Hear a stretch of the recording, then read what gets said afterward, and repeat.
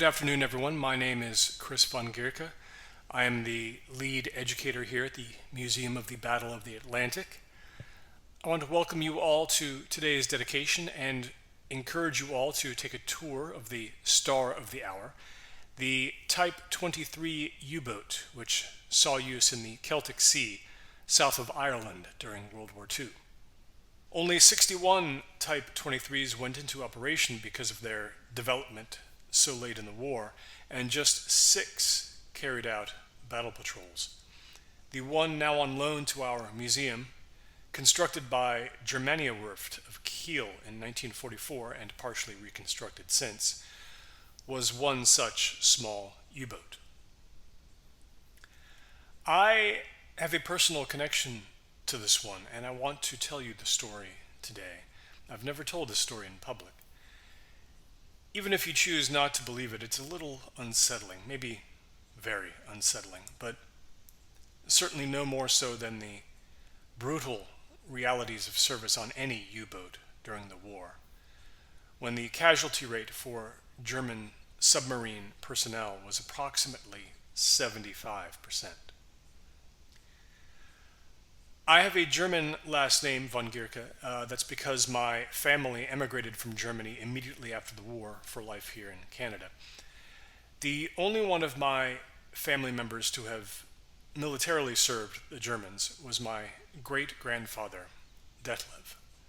He was a naval engineer and submarine builder. In October 1944, the Type 23 sub you can tour today in dry dock sank with 16 crew members on board off the coast of France due to a carbon dioxide buildup caused by rushed and faulty construction. All those sailors died when the captain gave contradictory orders under the effects of oxygen depletion, and the situation spiraled, resulting in the sub running gently aground. The breathing problem could not be corrected in time.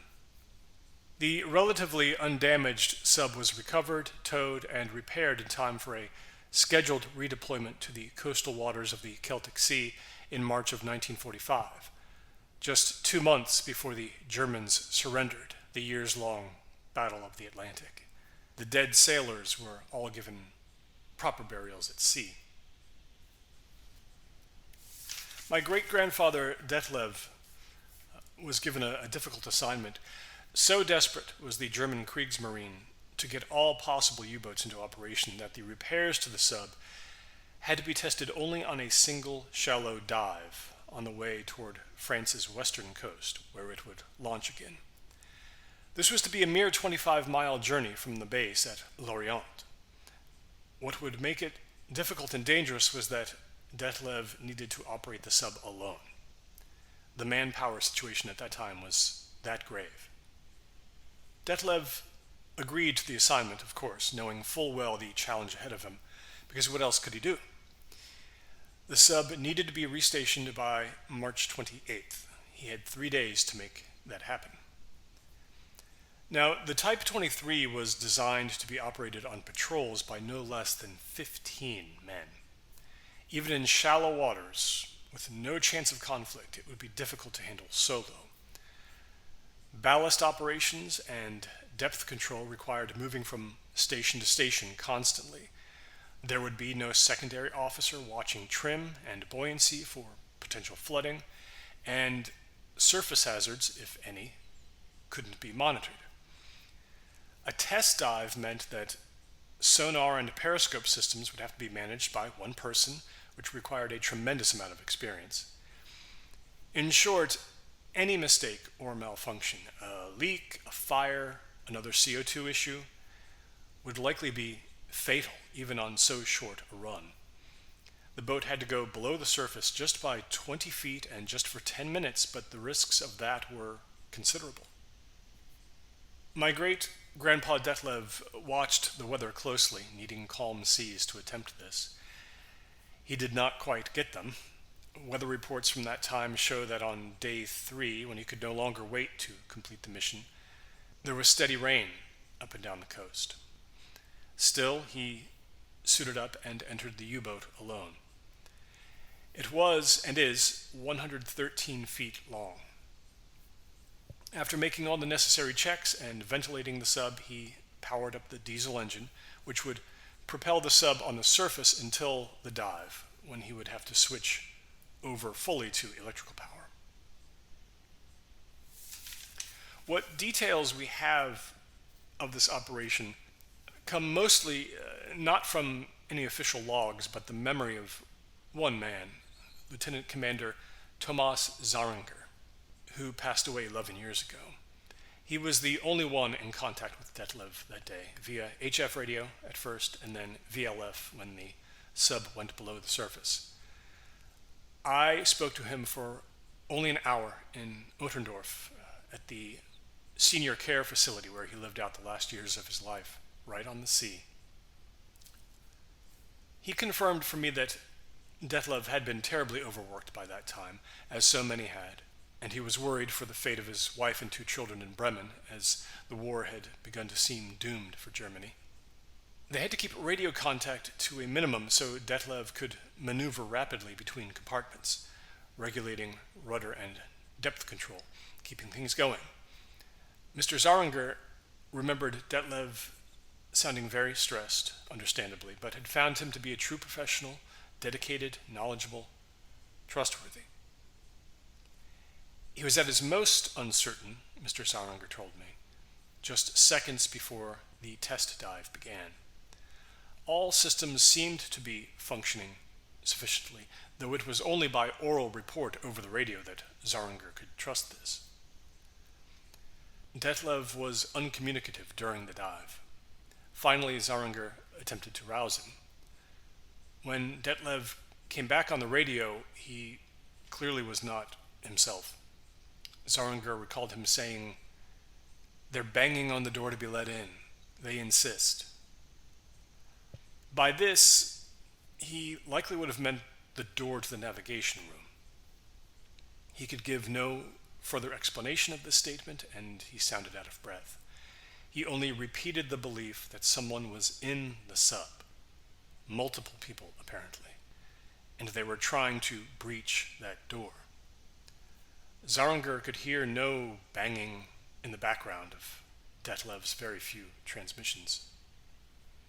Ironically, Detlev's final radio message was almost encouraging. He gave readings of the CO2 and other levels, all of which indicated systems were working sufficiently. But after that, there came many minutes of unexplained ambient silence, and then communications ended entirely. Zaringer had tragically few options. He was able to send out an undersized rescue vessel to search Detlev's general path, but that was almost an hour even getting to Lorient, and then its 3-hour search turned up absolutely nothing. The vessel's passive sonar could only detect active engines or propellers. It was deduced that Detlev had gone way off course and perhaps run aground. A more intense search was just unrealistic at that moment. The boat was simply gone. When I pressed Mr. Zaringer there in Otterndorf about whether he'd ever heard anything out of the ordinary over the radio beyond Detlev's odd statements that he wasn't alone down there, that someone was banging to get in, he did say that toward the very end, he thought he'd heard something in the background that might have been a different voice, ever so briefly. It may have spoken one unintelligible word, maybe 2. A much deeper voice, as if Detlev had in fact been accompanied by someone down there and not spoken of it before, for whatever reason. But that would have not been like him. Zaringer said it was more likely that it was just his imagination that he heard that voice. The sound quality over that radio was so poor. It was 16 years before that U-boat was found. By then, the world had long moved on to other wars.